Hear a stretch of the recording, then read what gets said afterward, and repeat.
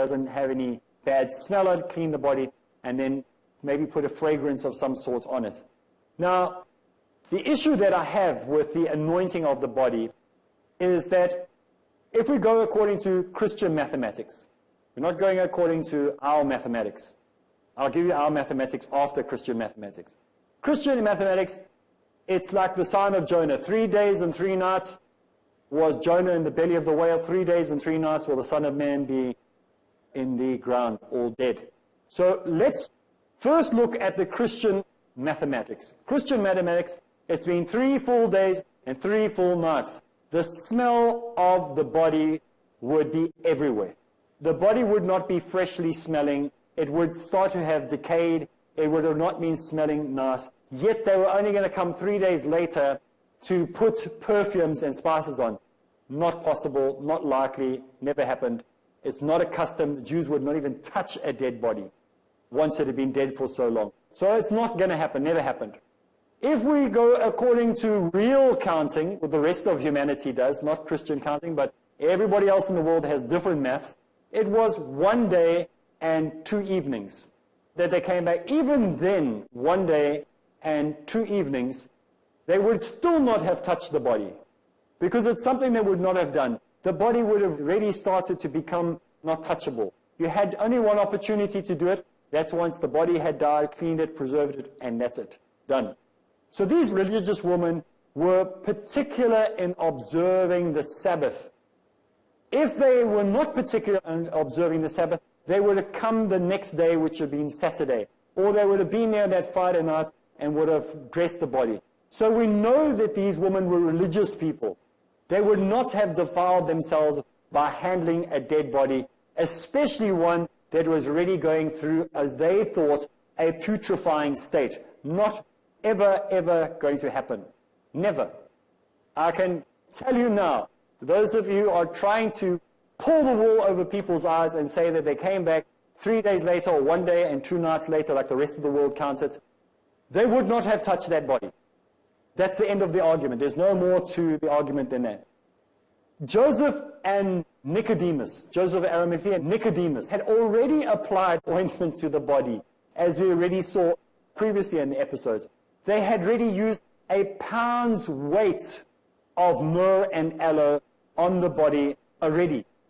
So what's the purpose of applying more onto the body, especially one that would have been already putrefying, one that already started to decompose? No one had ever, and no one has ever, in Muslim custom or in Jewish custom, applied more ointment onto a corpse 3 days later or 1 day and 2 nights later. It has never been a custom, never will be a custom, never was a custom.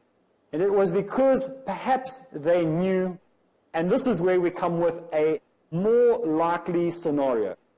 We are not saying we agree with this. We don't even believe this. In fact, none of us believe this. But it is more likely from the text than the explanation you have given, that Christians give in their explanation of this, that the body was alive, they knew it was alive, so they had already put ointment on the body with myrrh and aloe on the Friday evening. So they came to put more dressing onto the wounds to restore this body. And so they had bought more ointments to heal the body. There is no other reason that can possibly be explained that they would still bring other ointments and other treatments to the body, unless they expected to find the body still there to anoint it more so that it can heal more.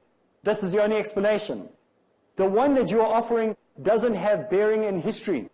It doesn't have bearing in any form of any experience in the past, present, or future in Jewish custom.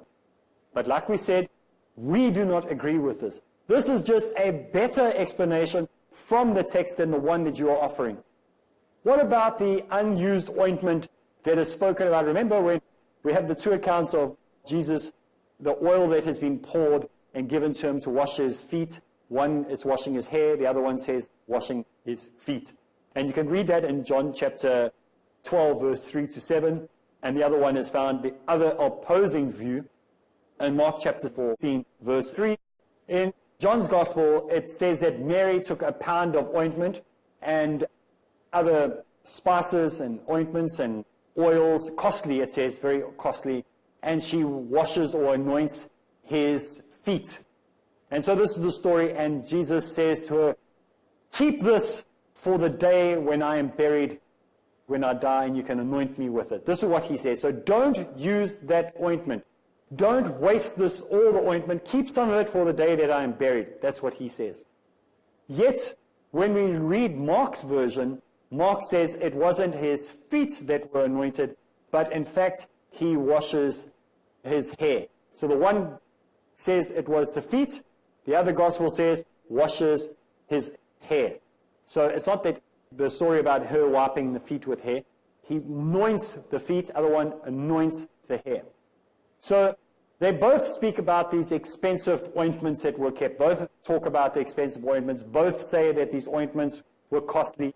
Both accounts say that people there were disgruntled about the fact that there was such a waste on using these expensive ointments, and they should rather be kept for the poor and given to the poor, and the money used for the sick and the needy and the poor. Why did these women, according to that account that took place then, where Jesus said, don't waste it all, keep some of it for the day that I'll be buried, why do we see in the narration that's given now that they had to go buy spices, and why did they not use the ones that they already had? Simply because the time of the burying of Jesus, they had already used those spices, or they forgot they had those spices, or the gospel writers are simply making up the story as they go along and forgot about that story that they used earlier. So these sweet spices and the information about the spices was forgotten. So you know when a bad writer writes, he forgets where he's going with his dialogue. I remember many years ago they brought out that film called Spider-Man. And on the internet, I haven't watched it, but when the film came out, there were hundreds of critics all over the internet writing, this was a mistake, that was a mistake, his reflection is going the wrong way, you can see the flag flying the wrong way. All these things because the person who made the film didn't read his script properly. He didn't do his dialogue properly, so he missed out things. And so the critics had a field day. They found hundreds, well not hundreds, they found about 30 errors in the film. There were fatal errors, and that everybody was having fun about. Now the same way, we find that the gospel is very similar. They forget the dialogue that they wrote earlier, and it's only when we read the text now that we go, what happened to those spices? Why did the woman have to go out and buy new spices? They already had spices. And simple things. I know it's a small thing. It's a trivial thing. But it's important if we're looking if something is reliable or not. If the text is to be accepted or not. Now, the big question that we have to ask ourselves, why wait until Sunday anyway? Why didn't they just come out on the Saturday? Immediately the apologists will say, well, these people were people who were pious. Didn't you just say yourself that these were women who would not come out because they were pious Jews? Now, if Mary of Magdala and her companions wanted to anoint the body of Jesus, then why did they wait until Sunday, which time the body would have started to decompose and putrefy anyway? Why did they not go out on the Saturday when the body was still in a better state, especially after the sun had gone down on a Saturday evening? Remember, the Sabbath was from sunset on a Friday until sunset on a Saturday, not sunrise on a Sunday. So they had the entire Saturday night to come out, torches and all, and anoint the body as they were supposedly, allegedly going to do. Christians would say that they were afraid of what the Jews would say. That's why they didn't come out there on the Saturday day. But there's nothing from stopping them coming out on the Saturday night.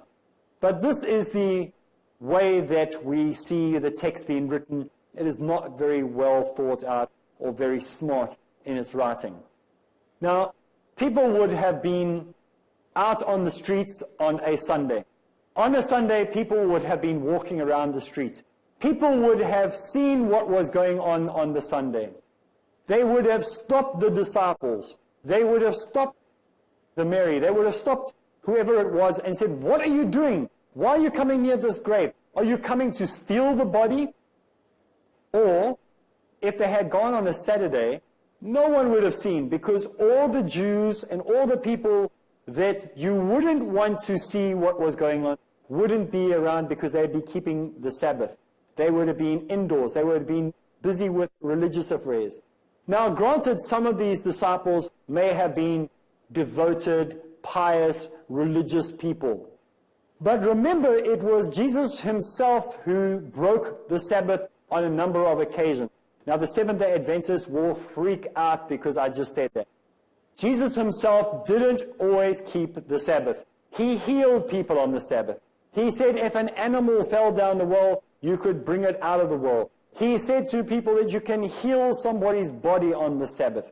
So we see him, remember when we look at John chapter 9, verse 14, where we see him restore the eyes of a blind man. That was done on a Sabbath. At the pool of Bethsaida, in John chapter 5, he heals a person on the Sabbath. As well as a person's withered arm, he heals them on the Sabbath as well.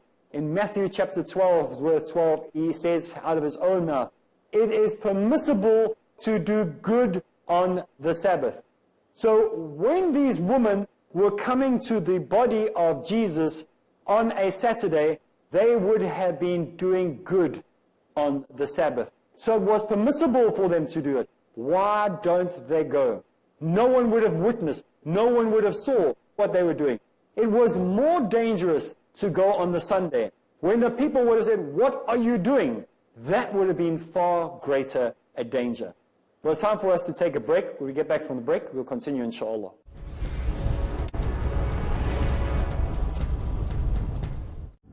Where truth is hidden, misleading quotations create confusion. Where truth is hidden, lack of knowledge and wisdom cause upheaval and commotion. Where truth is hidden, manipulated scriptures and twisted facts emerge. This very hidden truth creates false propaganda, mayhem, chaos, disorder, and turmoil in our lives and the world order. But is there anyone with courage and wisdom? What is the truth, and who has the courage to expose it?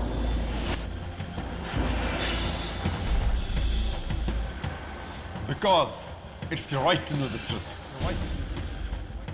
Watch truth prevail and lies perish in Truth Exposed by Dr. Zakir Naik. Every Sunday to Friday at 9 p.m. and repeat telecast at 7:30 a.m. UK on Peace TV.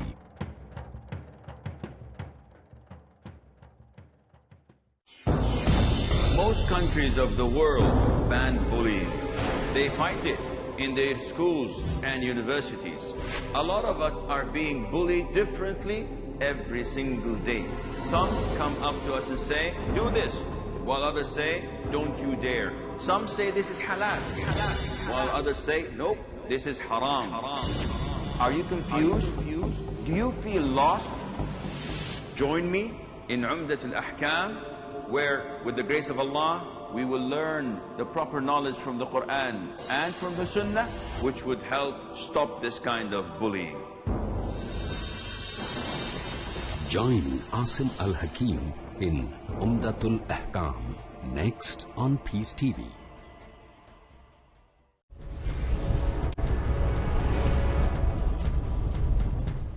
Bismillah ar-Rahman ar-Rahim. Assalamu alaikum wa rahmatullahi wa barakatuh, and welcome back from the break. We are continuing with our look into the issues that happened during that fateful Easter weekend as found in the pages of the Bible, or according to Christian understanding of what happened. So let's move on. Let's look at the recordings that we find in Matthew, as we find in Luke. We'll just look at those two now. We'll also find in John. All the Gospels, in fact, tell you, but we're going to look at what they say when they talk about these angels or these apparitions or these beings that appear at the tomb where Jesus was supposed to have been laid. Now, according to Matthew, the angel told Mary Magdalene and her companions, as found in Matthew chapter 28, verse 7, he has been raised from the dead, and is going on before you into Galilee. So this angel tells these women who come to the grave, he has been raised and he is no longer dead. He's gone before you and he will meet you and the disciples. Everyone must go to Galilee. That's where he will be. Now, Luke tells us in Luke chapter 24 and verse 4, he says, 2 men in dazzling garments appeared beside the tomb. So the first account is an angel. The second account, there were 2 men in dazzling clothes. Dazzling could mean anything. Could mean fashionable, could mean outrageous, it could mean cute, it could have been bad, whatever it is. But whatever it was, it dazzled their attention. They were like, okay, that's what it means. Dazzling means that. Dazzling garments. Could mean anything. Whatever it means, dazzling garments. Then it says as well in John chapter 20, verse 12, that an angel appears. And then there is Luke's version, and Luke's version in Luke chapter 24, verse 5, it says, why do you seek the living amongst the dead? One has a young man, one has an angel, one has 2 angels, one has 2 men in dazzling clothing. So this is the story that we are told about in the New Testament. Not the same story. Remember, if we were at a football match, we should all agree on what teams were playing. If we're looking at the New Testament, we should all agree on who appeared at the tomb. Now, obviously, the spirit that inspired the secret of the creation of the New Testament was speaking in diverse tongues to diverse people in diverse ways, just like he is speaking to the New Testament believers that are living on planet Earth today. Otherwise, there wouldn't be 30,000 Christian denominations in the world. There'd just be one. So obviously, the spirit that was talking to inspire the New Testament of Matthew, Mark, and Luke, and John is the same spirit that's speaking to the church today, and that's why there are 30,000 different denominations. And in those denominations, there are denominations. So there are splits within splits. So Mary Magdalene, the lady with the 7 devils that we spoke about earlier, must have imagined these angels and thoughts of these angels and said like, well, now that these angels have appeared to me, I should tell the rest of the disciples. Either she really saw them, or she had a vision, or she dreamt the whole thing up. She must have been very, very sure that when she tells the disciples, that these disciples will listen to what she says, and that they must go to Galilee, and they must meet Jesus there. She already knew of this Galilee rendezvous, because she had been told before the disciples met Jesus in his post-resurrected body, according to what we see in the text. So there was no need for more confirmation than this, because already she knew what she must tell them. So she tells the people, and of course, they don't believe anything that she has. And it says that none of them believed what she had to say, and they didn't believe that she was in her correct senses. So this is a story that we have. All of the disciples at this point are doubters, not just Thomas. You know, often we say people were doubting Thomases. None of them believed. They wanted to see for themselves. Now, this same Mary of Magdalene, she was known to be a woman who had these 7 devils that had been driven out of her. And she must have imagined these angels, for the angels did not appear to any of the other disciples. She already knew about this Galilee rendezvous. So what she needed this angel to appear to her for is something that we don't actually know. So we don't actually know what this whole story is for. Jesus himself will tell them, you must meet me. Before he was even crucified, you must meet me in Galilee. I will meet you all there. So there doesn't seem to be a point behind the reason for this angel to appear to her. There doesn't seem to be any point, in fact, I don't know how to put it any other way, for this angel to say that you must go to Galilee, because he already told them before he dies, they must go to Galilee and he will meet them there once he resurrects from the dead. And like I said, it is not only Thomas who was one of those particular people who said, I will not believe until I can verify the facts myself. The disciples are in exactly the same way. They did not believe. They thought everything these women said was nonsense. But oftentimes we find that Thomas has been criticized as being an unbeliever. And we would say to somebody, especially Christians love to say this to people, like, especially Christians who start to ask questions, and they ask questions of their pastor or their fellow parishioners in the church. The parishioners will say to that person, don't be a doubting Thomas, you must have faith and believe. Now, Thomas, like the disciples, like you, dear Christian, who is asking questions now and doubting Christianity, you are not doubting, you are pragmatic. This is what you are supposed to be doing. A religion that tells you to blindly believe without any evidence or substantiating facts behind it, either from the text or from external sources that agrees with the text, or with science, or with mathematics, or with biology, or with economics, then that religion is a religion that you should not be following, because that's a religion you're having to follow by blind faith. We are not supposed to be blind. We are supposed to have our eyes wide open. And this is the wonderful thing about the Quran. If you take it to a scientist, he goes, that makes scientific sense. If you take it to the mathematician, he says that makes mathematical sense. If you take it to the biologist, he says that makes biological sense. If you take it to the atheist, he says that makes sense. If you take it to any of the sciences, whatever law, legal, whatever you can think of, I can't even think of them all of them will look at it and say, that makes sense.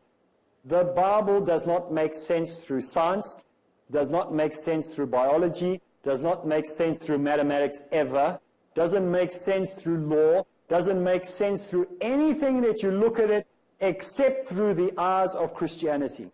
Because the eyes of Christianity say, we cannot prove it, you have to believe it by faith. And that's the only way the book makes any sense. It cannot handle scrutiny of science at all. Definitely none of the others that I mentioned it can handle the scrutiny of. That's why we tell you, brothers, sisters, friends, doubters, pragmatists, look at the Quran.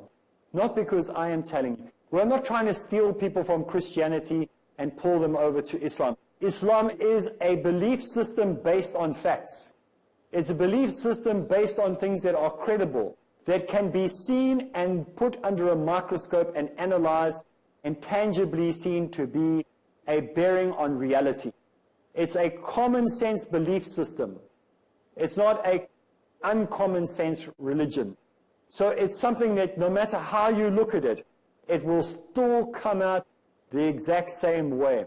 Where if you take the Bible, it always comes out more complicated, has to have more explanations, has to have another theory. Every day, Christianity has to rewrite itself.